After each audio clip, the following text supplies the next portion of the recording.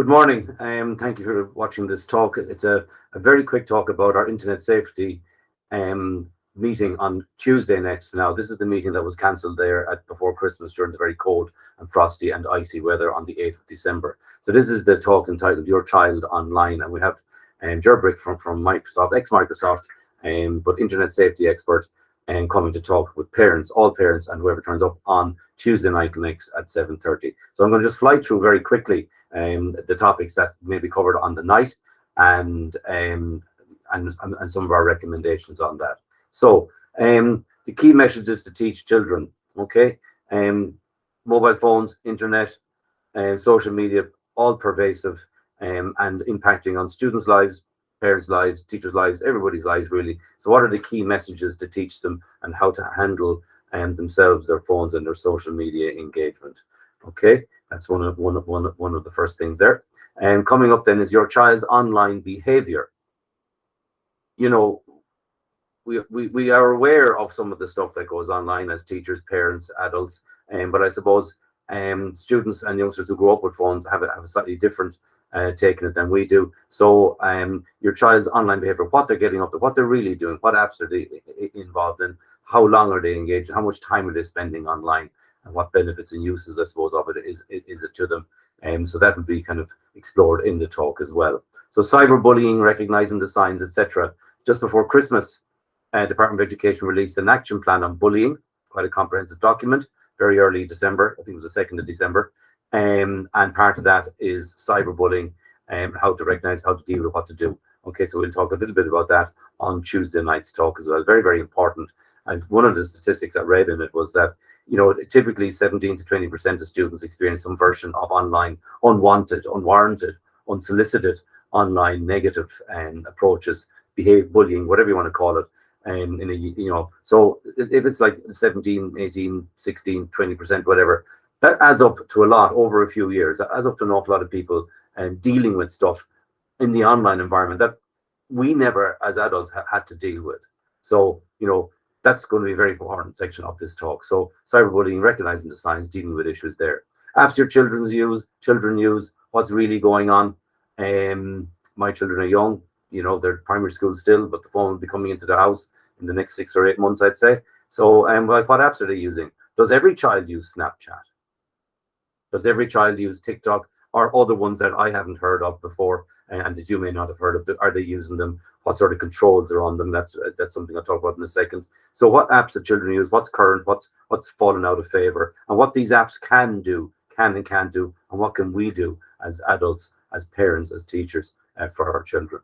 Okay, monitoring your child's online activity. Yesterday, I was speaking to a parent and they showed me, oh, do you see where my children are now? And they showed me their phone and they had some snap, I don't know, something to snap something or other, where they could see where their children are. Lovely little animated diagram, and they could see that one of them was on the bus to Dublin to the All-Ireland final, and one of them was going somewhere else to something else, and a little animated and a diagram. So maybe that's something that parents can use. You know, parents sometimes think that, you know, they shouldn't be monitoring or evaluating or checking up with their children, but a lot of parents do believe that. And different households have different scenarios, different rules. You know, some phones are left downstairs at 8 o'clock in a basket or 9 o'clock basket every night. They don't ever make their way upstairs. Phones are turned off, iPads are turned off. Certain amount of monitoring of the children's usage of electronics, social media, and I suppose parents sometimes, you know, they don't realize that there can be very strict rules in houses, or not so strict rules or medium rules. So we'll talk a bit about that, monitoring your child's online activity, and keeping an eye on that, and helping your children manage it, because they need to be helped manage these things in a safe way, okay? And it's a practical way. I mean, online stuff is great, social media is great, but there are very negative aspects of it, and we have to be aware of that. There are very positive aspects too, of course, and we want to look at some of those as well. Okay, so parental controls, I just talked about that. They're parental controls of electronics. We will have a discussion about that, and it's up to parents to kind of give us information as well. So it could be a nice backwards and forwards discussion there on Tuesday night next about that. Next thing, gaming, phones, tablets. And like I said, my family are young, yours probably aren't. Teenagers, games, phones, tablets, they're big issues in houses. A lot of time being spent on them, nighttime, evenings, weekend, homework time, study time, all of that. You know, what is good, what is bad, what is indifferent. The gaming made its way into my house for the first time. The Santa Claus managed to get down the chimney. Well, it was a Nintendo, so it has started. But you know, surprisingly enough, there have been rules. Not so surprisingly, there have been rules put in place. And you know what? Children thrive within boundaries, and I'm seeing that myself in the last few weeks. There are rules for the Nintendo Switch and the one that Santa brought. So the rules are actually there, but it's up to us to keep them. But the children thrive within them, and then in time you relax the rule a little bit, you know, and we can look at we can talk about that maybe on a Tuesday night as well. So gaming, phones, tablets, how to manage all that at home, and so that doesn't interfere with everything, with everybody's lives. Now, one of the last bits I'm going to talk about here, very interesting, can be quite scary, and something that I think is extremely important. And this is it.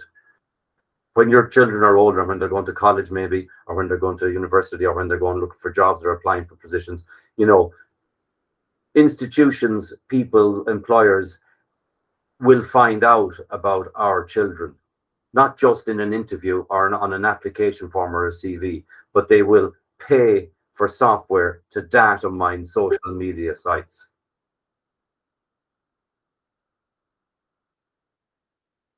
They will pay for expensive software often to data mine social media sites. What does that mean? It means that a prospective employer or university or college may find out about your youngsters' social media history going back years. Photographs, texts, you know, positive, negative, doesn't matter. They'll dig deep and find this stuff. And I think that can be that's kind of scary, you know, but that's the reality for a lot of the world now.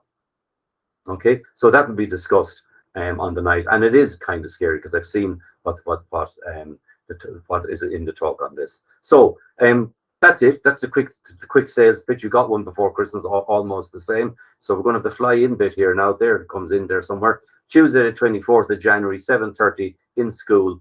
Internet safety. Your child online. Let's come in. Let's get together. Teachers, professionals, parents, and we can have discussion at the end of it, and questions and answers, and get a bit of a thing going here. I highly recommend it.